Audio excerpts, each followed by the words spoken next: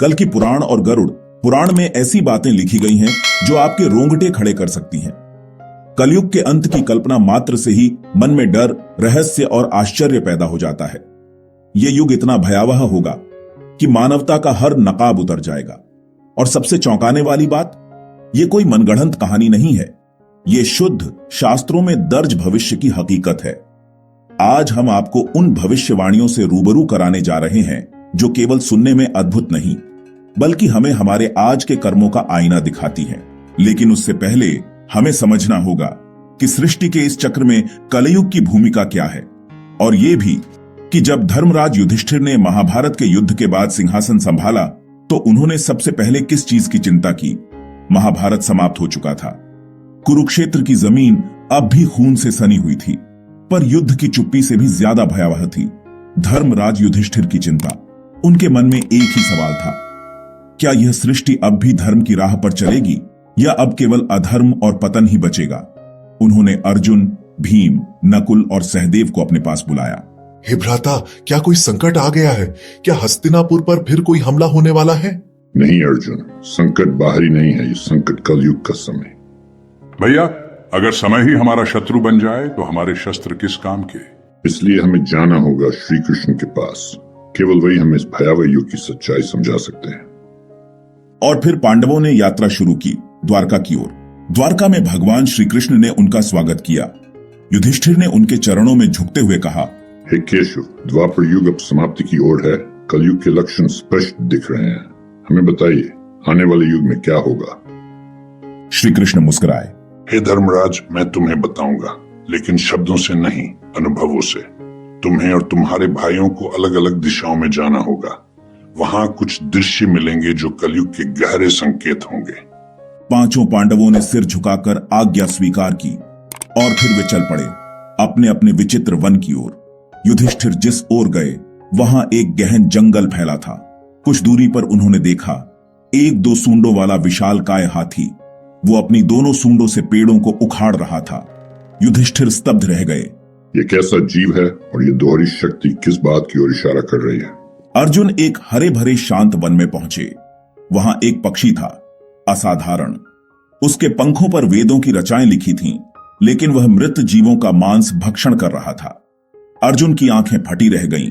क्या यह दर्शाता है कि ज्ञान और अधर्म अब एक साथ चलेंगे? भीम जब आगे बढ़े तो उन्हें एक चारागाह दिखा।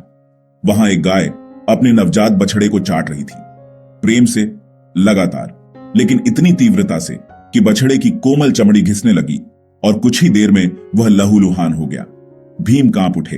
यह कैसी ममता है जो अपने ही प्रेम में अपने बच्चे को घायल कर दे। सहदेव ने एक शांत सरोवर के किनारे 7 कुएं देखे। 6 कुएं पानी से भरे थे, पर बीच का सबसे गहरा कुआं पूरा सूखा था। ये क्या संकेत है? नकुल एक पर्वतीय क्षेत्र में पहुंचे जहां से एक भीषण शिला लुढ़कती आ रही थी।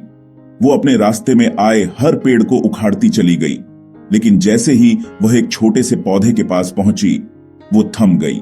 शाम ढल चुकी थी। पांचों पांडव अपने अपने अनुभवों के साथ द्वारका लौटे। श्री कृष्ण ने शांत स्वर में पूछा, क्या तुमने वो देख लिया जिसे शब्दों में कह पाना कठिन है? प्रभु, मैंने 2 सूंडों वाला हाथी देखा जो पेड़ उखाड़ रहा था। कलयुग में राजा शासन दोहरी नीति से करेंगे। धर्म का मुख और उनका उद्देश्य केवल स्वार्थ होगा। मैंने एक पक्षी देखा जिसके पंखों पर वेद लिखे थे, लेकिन वह मांस खा रहा था। कलयुग में जानी कहलाने वाले लोग धर्म की बात करेंगे, लेकिन अंदर से वो लोभ और वासनाओं में डूबे होंगे। गाय अपने ही बछड़े को इतनी ममता से चाट रही थी कि वो लहूलुहान हो गया।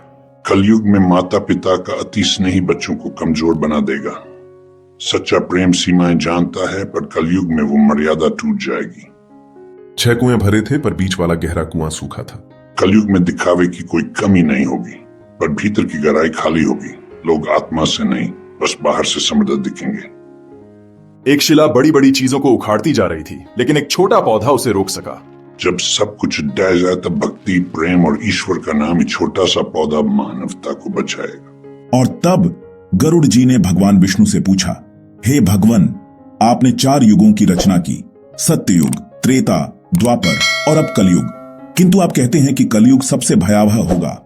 ऐसा क्यों और इसका अंत कैसे होगा? भगवान विष्णु ने आंखें मूंद ली। उनकी मुखमुद्रा गंभीर हो गई।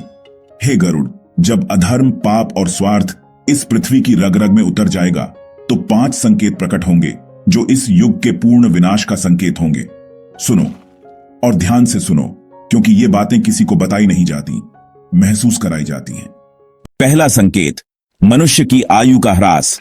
भगवान बोले, कलयुग के अंत में मनुष्य की औसत आयु केवल 20 वर्ष रह जाएगी। लोग 12 वर्ष की उम्र में ही बूढ़े दिखाई देंगे। चेहरों पर झुर्रियां, बाल सफेद और शरीर रोगों से ग्रस्त।